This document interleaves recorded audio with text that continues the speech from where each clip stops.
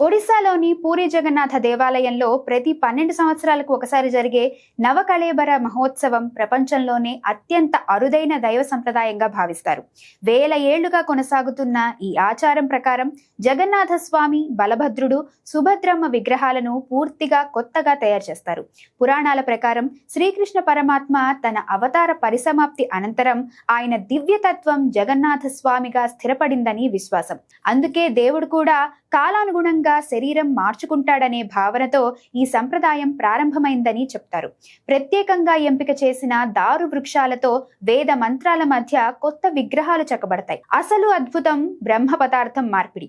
దేవుని జీవశక్తిగా భావించే ఈ రహస్య తత్వాన్ని అర్ధరాత్రి సమయంలో ఆలయం పూర్తిగా చీకట్లో ఉన్నప్పుడు మాత్రమే పూజారి కళ్లకు గంతలు కట్టుకొని కొత్త విగ్రహాల్లో ప్రతిష్ఠిస్తారు. ఈ క్షణాన్ని ఎవ్వరూ చూడకూడదు అనే కఠిన నియమం ఉంది. అనంతరం పాత విగ్రహాలను ఆలయ ప్రాంగణంలోని కోయిల్ వైకుంఠంలో సమాధి చేస్తారు. ఇది మనిషి జనన మరణ చక్రాన్ని సూచించే ఆధ్యాత్మిక సందేశం.